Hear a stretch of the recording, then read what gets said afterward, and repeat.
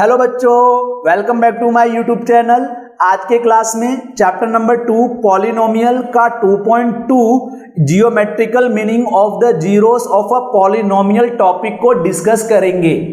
इसके last class में student हमने डिस्कस किया था इंट्रोडक्शन टू पॉलिनोमियल।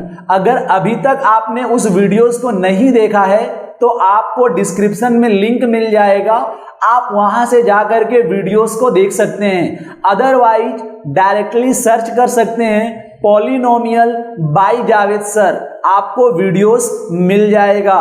तो चलिए ये स्टार्ट करते हैं टॉपिक। ये टॉपिक बहुत ही इजी है स्टूडेंट, इसको ऑलरेडी आपने 9th क्लास में करके आए हैं।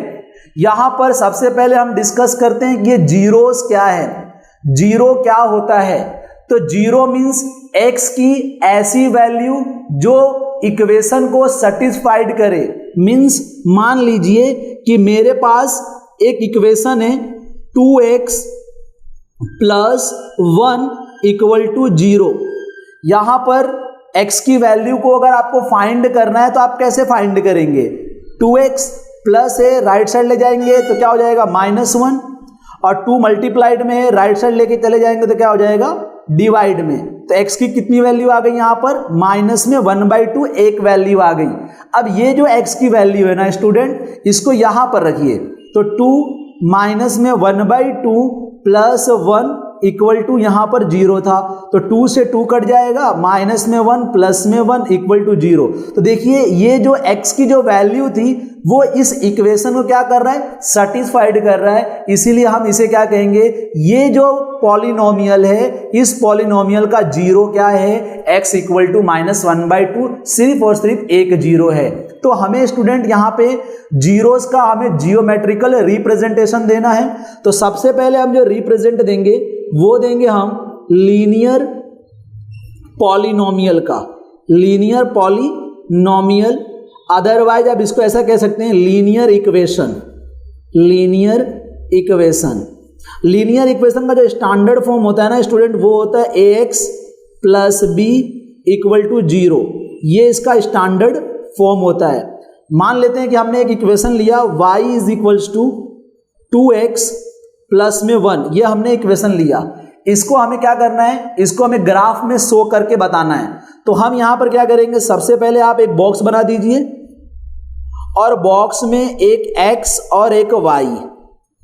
याद रखिए कि आपको x की वैल्यू अपने मन के अपने अकॉर्डिंग लेना है। मान लीजिए मैंने x की यहां पर जो वैल्यू ले रहा हूं वो ले लेता हूं मैं 1। अगर मैंने x की वैल्यू यहां पर 1 रखूंगा तो 2 1 जा 2, 2 प्लस 1 3। x की वैल्यू ले लेता हूं -1, तो -2 प्लस 1 यहां पर आ जाएगा -1। अब इसको हम यहां पे रिप्रेजेंट करते हैं स्टूडेंट। x की वैल्यू 1 है तो ये x की वैल्यू 1, और y की वैल्यू 3 है तो y की वैल्यू 3। यहां पे से ये वाला पॉइंट अगर हम इसे मैच करेंगे तो यहां पर एक पॉइंट मिलेगा, वो होगा 1,3। फिर x की वैल्यू -1 है और y की भी वैल्यू -1 है, तो ये वाला एक पॉइंट मिलेगा जो कि क्या मिलेगा? -1,1 -1।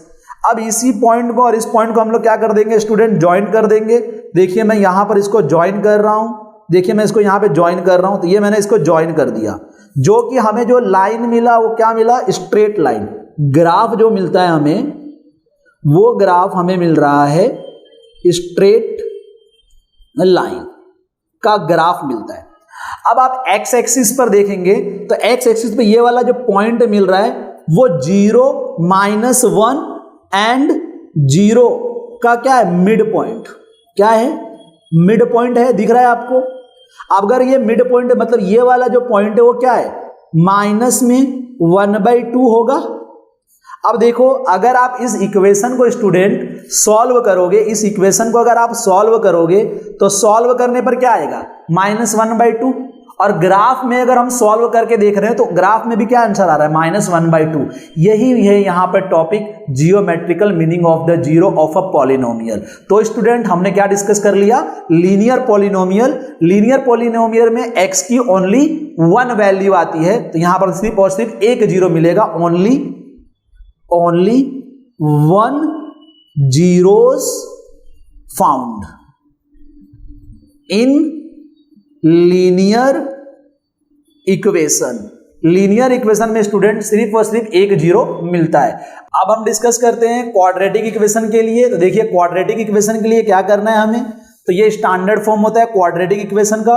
हम यहां पर एग्जांपल ले लेते हैं एक क्वाड्रेटिक इक्वेशन का, x square minus 3x minus 4। इसको सॉल्व करना है हमें ग्राफ पर। तो इसके लिए हमें क्या बनाना पड़ेगा, एक हमें यहां पर टेबल बना देते हैं। तो देखिए यहां पर मैं टेबल बना देता हूं स्टूडेंट। तो यहां पर मैंने टेबल बना दिया x और y। तो ऐसा टेबल आप भी बना देंगे। टेबल बनाने के बाद हम यहां पर x की वैल्यू मान लेते हैं 0 लिया। अगर हम 0 लेंगे तो यहां पर क्या बचेगा, माइनस में 4। x की वैल्यू अगर हम 1 लेंगे तो 1 लेने पर क्या बचेगा, माइनस 6। x की वैल्यू 2 लेंगे तो बचेगा माइनस 6। अगर आप 3 लेंगे तो बचेगा माइनस 4। कैसे ले रहे हैं समझ में आ रहा है आपको। अब x की जगह पे 3 रख रहे हैं तो 3 जा 9। अब यहां पे हो जाएगा 3 जा ये भी कितना हो जाएगा 9 माइनस में 4। तो 9 माइनस ये प्लस कैंसिल हो जाएगा, क्या बचेगा माइनस 4। देखो मैंने माइनस 4 लिखा है। फिर हम x की जगह पर 4 रखेंगे स्टूडेंट तो आंसर हो जाएगा 0। फिर अगर हम x की जगह पर माइनस में 5 अगर रखते हैं तो आंसर आएगा 6। अब हम अगर x की जगह पर माइनस 1 रख कर देखें तो माइनस 1 रखने पर आंसर आ जाएगा 0। माइनस 1 रखेंगे तो आंसर कितना आ जाएगा 0। अगर हम माइनस 2 रखें तो आंसर आ जाएगा 6। ऐसे आपको एक रैंडम वैल्यू रख देनी है। रखने के बाद अब आपको क्या करना है, इसी को ग्राफ पर प्लॉट करना है। तो ग्राफ पर कैसे प्लॉट करेंगे, तो सबसे पहले आपको पता है कि एक मैं यहां पर एक y एक्सिस ड्रॉ करता हूं। मैं यहां पर एक y एक्सिस ड्रॉ करता हूं और फिर मैं ड्रॉ करूंगा एक x एक्सिस। तो ये पहले मैं यहां पे y एक्सिस ड्रॉ कर देता हूं स्टूडेंट्स, और फिर यहां से मैं ड्रॉ कर दे रहा हूं y एक्सिस। देखो अब क्या करना है आपको, पहले मैं इसको ड्रॉ कर दूं, कैसा है आपके लिए इजी हो जाएगा। और ये आपके लिए थोड़ा सा नया है क्योंकि आपने लीनियर इक्वेशन तो कर लिया पर क्वाड्रेटिक नहीं किया है। तो देखिए यहां पर ये x एक्सिस का positive 1 2 3 4 5 6 minus 1 minus 2 minus 3 minus 4 minus 5 minus 6 1 2 3 4 5 6 minus 1 minus 2 minus 3 minus 4 minus 5 minus 6, जितना भी आप ले जा सकते हैं। माइनस में 7 भी ले लेता हूं। चलो अब पहले देखो x की वैल्यू 0 है तो x की वैल्यू 0 यहां पर होगी, पर y की वैल्यू कितनी है -4। तो y की वैल्यू -4 मतलब यहां पर क्या आ जाएगा 0 -4। x की वैल्यू 1 है, x की वैल्यू 1 और y की वैल्यू कितनी है -6 मतलब 1 और ये 1 और ये -6 मतलब यहां पर जो पॉइंट मिलेगा वो पॉइंट क्या मिलेगा मुझे 1 -6। x की वैल्यू 2 है, y की वैल्यू 6 है। x की वैल्यू 2 है और y की वैल्यू 6 है तो y की वैल्यू 6 यहां पर आएगा। y की वैल्यू माइनस में 6 है तो यहां पर माइनस में 6 मतलब यहां पर आएगा। तो फिर से ये क्या मिल गया मुझे 2 माइनस में 6। फिर x की वैल्यू 3 है और y की वैल्यू कितनी है माइनस में 4 तो ये 3, x की वैल्यू 3 और माइनस में 4 मतलब यहां पर मिलेगा 3 -4। x की वैल्यू 4 है और y की वैल्यू 0 है तो ये यहीं पर मिलेगा x की वैल्यू 4 0। x की वैल्यू 5 है तो देखिए स्टूडेंट x की वैल्यू 5 ये है, बट y की वैल्यू कितनी है 6 है तो y की वैल्यू 6 है। इसको आप ले जाएंगे और इसको ऐसे मैच करेंगे तो यहां पर एक पॉइंट मिलेगा जो कि क्या मिलेगा 5 6। x की वैल्यू -1 है मतलब ये पॉइंट और ये यही वाला पॉइंट रहेगा जो कि क्या रहेगा -1 0। x की वैल्यू कितनी है माइनस में 2 है, सबको रिप्रेजेंट कर रहा हूं तो x की वैल्यू माइनस में 2 मतलब ये वाला और x की वैल्यू 6 मतलब ये पॉइंट। तो ये पॉइंट और ये पॉइंट का एक इंटरसेक्शन पॉइंट मिलेगा यहां पर सपोज, तो ये मिल जाएगा -2 6। आप स्केल से भी ज्वाइन कर सकते हैं। अब इसी को अगर आपको ज्वाइन करें, सभी लाइन को अगर आप सभी पॉइंट को ज्वाइन करेंगे तो आपको एक पैराबोला शेप का एक कर्व फिगर दिखाई देगा। देखिए पैराबोला शेप का एक कर्व फिगर दिखाई दिया। अब ये जो फिगर है यहां पर जो ये x एक्सिस है, ये x एक्सिस और ये है y एक्सिस। तो x एक्सिस पे ओनली टू पॉइंट को ये क्या कर रहा है इंटरसेक्ट कर रहा है। एक तो x इक्वल टू -1 को इंटरसेक्ट कर रहा है और x इक्वल टू में 4 को इंटरसेक्ट कर रहा है। मतलब इसके कितने जीरो मिले? 2 जीरो मिले। अगर हम इस इक्वेशन में x की वैल्यू -1 रखेंगे तो आंसर 0 आएगा। अगर देखो ये रहा, मैंने रखा भी है, -1 रखेंगे तो आंसर कितना आएगा? 0। मैं बताया था आपको कि 0 मतलब क्या होता है बेटा? x की वैसी वैल्यू जो इक्वेशन पे रखने पर क्या आ जाए, इक्वेशन को सेटिस्फाइड करे, मतलब आंसर 0 आ जाए। तो ये देखो, अब अगर 4 भी रख के देखो ये 4 भी रखा है ऑलरेडी, तो आंसर कितना है? 0। तो यहां पर कितने जीरो मिलेंगे? 2 जीरो। और जब आप चैप्टर पढ़ेंगे, चैप्टर नंबर 4 क्वाड्रेटिक इक्वेशन, तो उसके अंदर बेटा इसे सॉल्व करने के सॉल्व करने के मेथड है जिसको हम कहेंगे क्वाड्रेटिक फॉर्मूला। उस क्वाड्रेटिक फॉर्मूला में हम निकालते हैं डिस्क्रिमिनेंट का फॉर्मूला होता है b² माइनस में 4ac। अब इसे हमें क्या मालूम चलेगा? हमें इसे 3 केस आएगा यहां पर, और एक केस से हमें पता चलेगा, केस 1 जो आएगा, जो d की वैल्यू ग्रेटर देन 0 आएगी। अगर मान लीजिए आपने सॉल्व किया और d की वैल्यू ग्रेटर देन 0, ये b a c क्या है? तो b है कोएफिशिएंट ऑफ x², जो कि यहां पर कितना है बेटा? 1। a क्या है? b क्या है? Coefficient of x। b क्या है? कोएफिशिएंट ऑफ x, जो कि यहां पर कितना है? -3। a क्या है? कोएफिशिएंट ऑफ x², जो कि यहां पर कितना है? 1। और c क्या है? कांस्टेंट, जो कि क्या है? -4। ठीक है बेटा, सभी वैल्यू को रखे पे d की वैल्यू अगर ग्रेटर देन 0 आती है तो आप कहेंगे 2 distinct real root found. Case number 2, अगर d की वैल्यू ग्रेटर इक्वल टू 0 आ जाती है तो यहां पर हम कह देंगे 2 equal real root found. Case number 3 में क्या है बेटा? अगर मान लीजिए d की वैल्यू क्या आ जाती है? लेस देन 0 आ जाती है, 0 से छोटी आएगी, मतलब नेगेटिव आएगा, तो आपको क्या मिलेगा? No real root found. क्या मिलेगा बेटा? No real root found. तो देखिए ये जो वैल्यू मिली है, ये जो ग्राफ है, वो ग्राफ किसका है?